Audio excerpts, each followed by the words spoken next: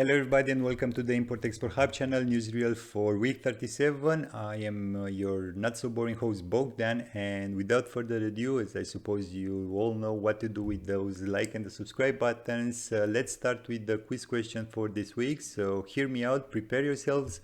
Who was the largest exporter of live cattle in the world in 2020 in terms of value?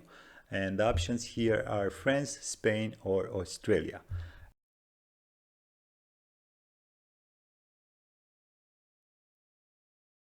And the correct answer is France, with more than $1.4 billion worth of exports. So there you are, guys. Another interesting fact, at least I hope so, about the exports of live animals. And you have to thank me for giving you all sort of weird export statistics. But jokes aside, let's start with the Freightos index, which currently is at $11,047. We have a slight decrease from what happened last week, so no big changes here. And guys, I don't know why, but I think that finally we have reached a plateau in terms of freights. And don't worry, I don't have anywhere near me a crystal ball in which I'm reading this. I'm just making some correlations and I'm adding a little bit of context here. And I think that if nothing major happens from here on, the freights will go downwards, or I don't know, at most they will maintain this level and for a couple of months, and maybe afterwards we will see some downward trend. But the idea is that you shouldn't put your hopes too high, though. I don't think that we're going to see freights anywhere close to the pre-pandemic ones anytime soon.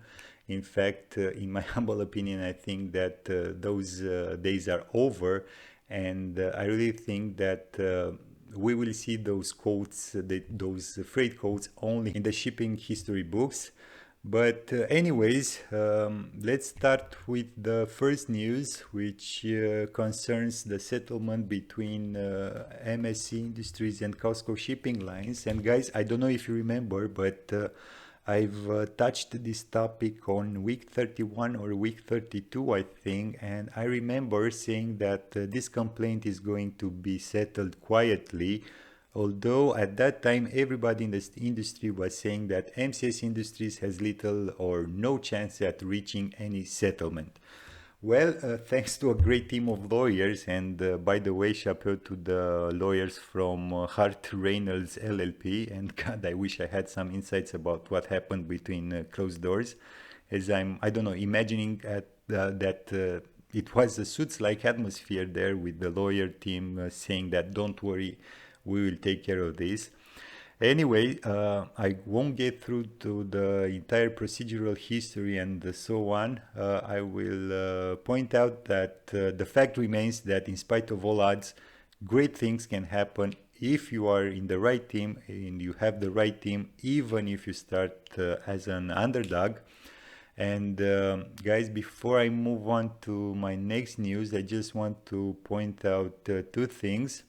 The first one is that in the spirit of the Federal Maritime Commission, which, by the way, encourages settlements like this, the settlement between MCS Industries and COSCO Shipping Line is, of course, confidential, and I think that everybody understands why.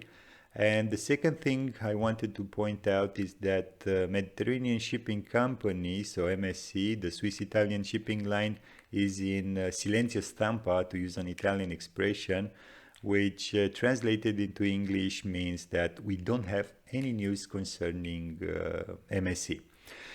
Anyways, before we have new information about MSC feedback, I will move on to my next news, which is not that great considering that the 2M Alliance, so Maersk and MSC, announced some black sailings during China's October holiday period. So we have week 39 and week 40 according to the article. This news is fueling even more shippers' frustrations, but I don't want to pick anyone's sides right now, but from an operational point of view, what the Alliance did is common sense, as the congestion in ports is really high, especially in the ports in China, Northern Europe, and of course, let's not forget the mess in the ports of Los Angeles and Long Beach. In fact, until the landside operations become more streamlined and less congestion, this type of congestion will happen, and consequently so does the black sailings. So bad news at the horizon, and sadly my guess is that other alliances will begin announcing blank sailings shortly too.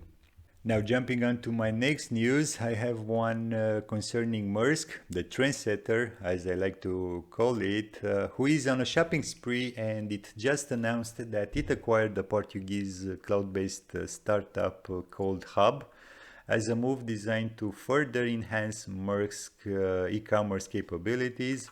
I'm not going to get through the entire article, you know that you have the link in the description down below, but briefly, just briefly, I'm going to give you my point of view. So basically, the shipping industry from the beginning of the containerized trade, starting with the basic container, the container ship and so on. So basically you have more or less 60 years now. Didn't saw any major new developments or breakthroughs, if you want. It was, and it still is for some players, a very asset and capital intensive business. Now, fortunately or unfortunately, depending on how you see it, the COVID-19 pandemic accelerated the development of a new series of solutions that were in the pipeline for development, but of course were not considered too important by the shipping lines before the pandemic. And I'm talking here about the blockchain technology and the fulfillment centers for e-commerce. And sure, every company, every shipping company thought about this, but they were not acting on it. Of course, there were some other important issues on their agendas. But while some of the shipping lines are digitalizing more and more their operations now, or I don't know, playing the asset game, others like Maersk are looking ahead and anticipating trends.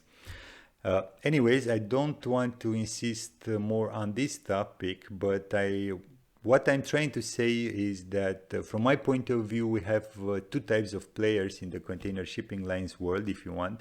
We have the traditionalists like, I don't know, MSC, who although is focusing on blockchain technology, for example, at the moment, it still prefers to play the asset game, acquiring, I don't know, 100 plus second-hand container ships in the last year. And on the other hand, we have modernists like Maersk, who seems to have understood that e-commerce is the game to play in the medium and long run. And I will make just another observation, and I promise I will move on to my next news. On the East-West trades, from my point of view, so from China to US and China to Europe, I believe that the next game changer, if you want, will take place on the land side and not on the maritime one. And at this point, I think that Maersk is on the right path. So if I were to put my bets on a shipping line at the moment, it will be Maersk. And with this being said, let's move on to my next news concerning the United States Apple exports, who dipped slightly this year. So basically in the year ending June 2021, the United States Department of Agriculture figures are as follows. So we have Apple exports totaled more than $899 million, which is down 2% in relative terms from the same period of 2020. In terms of the biggest export destinations, we have Mexico on the first place with more than $303 million. On the second place, we have Canada with close to $150 million worth of exports, to make all that cider. And we have other destinations, exotic if you want, like Vietnam, who seems to have climbed quite a lot up on the chart, importing more than $75 million. Or another example, Indonesia, who imported close to $30 million. So there you are, guys, some interesting facts and figures about the US apple exports for those of you working in the agri import export sector. And with this being said, I think I can move on to my next news, which concerns the upgrade of Alexandria port in Egypt in order to make the port even more competitive and, of course, make full use of its geographic advantage in order to promote trading in the region. The idea is that I don't know from this article if this endeavor is going to be an exclusively public or private one, or I don't know, maybe a public-private partnership. But the article tells us that the port authorities have already built a 5-story, 15,000 square meters garage that can host 4,000 cars. And it is working on building a station for trading wood that can receive 70,000 ton ships.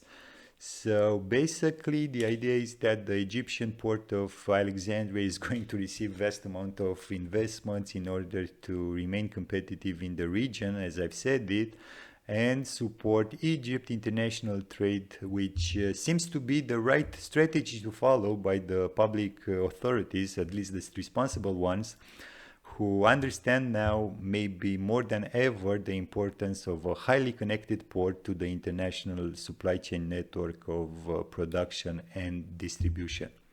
Anyways, again, for me, this is a responsible thing to do by the Egyptian authorities, and it's a clear sign that the Egyptian authorities have some long-term strategies in mind. And without anything else to add to this news, I will move on to my next one, which covers the topic of Thai exports, who are on a positive trend and will gather even more momentum if no major COVID-related interruptions happen, as the Federation of Thai Industries spokesman said. As we can see here in the infographic provided by the same federation, there are a couple of Thai industries that can really drive up Thailand's exports, especially the automotive and food sectors. Unfortunately, this article is quite long and I will leave the pleasure of reading it to you guys. The idea is that I've added here in the newsreel because I wanted to, I don't know, make a guess and to point out that for me at least, that part of the world is going to be the next economic growth pole, if you want, in the next, I don't know, 10, 20 years. So I think it deserves from time to time a little bit of attention from my side. Anyways, moving on to my next news, we have one concerning Europe Commission acting against the circumvention of anti-dumping duties on Chinese aluminium foil. So basically, we have an investigation done by the Commission, which revealed a significant increase into the European Union of imports of aluminium household foil from Thailand, but was in fact a network designed or set up, whatever you want to call it, by the Chinese companies, in which they've used Thailand as a country of origin and dispatch in order to elude the EU anti-dumping duties, thereby evading up to 35% anti-dumping duty on the aluminium foil. And because of this, the duties on imports from Thailand will apply from December 21st, 2020 onwards, and will be collected retroactively as a measure to fight unfair trade practices. So guys, in the European Union, if you're importing household aluminium foil from Thailand, expect to receive some nice emails with the letterheads from your national customs authorities requesting clarifications. And with this being said, I think I can move on to my next, and don't worry, it will be the last news, involving again the European Commission, as global and European transport, port and shipper associations have written another letter to the European Commission in Brussels demanding immediate action to be taken against global liners. So basically the pressure is adding up both for the national or international regulators and the shipping lines, But at this stage, let's be cautious and not point fingers. But at the same time, it strikes me how nobody paid attention, or rather, or I don't know, raised this issue to their huge market concentration and vertical integration until, of course, the freights skyrocketed and stayed there. I don't know. I think that everybody thought that, oh, poor shipping liners, look, I'm sending $50,000 worth of goods, paying only $1,000 for freight, I don't know, from Spain to Australia. That must be so tough for them, and for sure freights like this, I don't know, are a testimony for how the laws of supply and demand are working perfectly, and I don't know, that the market is not flawed. And I bet that this is how 90% of shippers thought. I don't know. They thought that okay, the shipping lines, they do a lot of work for us, and I really feel for their low margin. Come on, guys. If you ask me, that's exactly what the shipping lines wanted, to stay well under the radar, to stay far, far away from the TV cameras, and mind their own fracking business. And frankly, what's happening now is just the opposite, and for sure they hate it. I think that by now they fully understood that their behavior, at least at the beginning of the pandemic, is backfiring, and I think that the relationships within the alliances are changing, and everybody expects more or less that from 2024 onwards, or maybe earlier, but I highly doubt it, there will be stricter regulations, and practically everybody will be on his own. I don't know. Again, this is a personal and biased opinion, as I like to call it, and we will have to wait and see if I am right or not. But I am guessing that things won't be the same from 2024. Anyways, if you have other opinions, for God's sake, don't be shy and post it in the section down below. And with this being said, guys, my time is up. I really hope that you've liked this video. Don't forget to hit the like and the subscribe buttons in order to please YouTube's algorithm, and especially me. And as usually, until next time, keep your business safe. Thanks.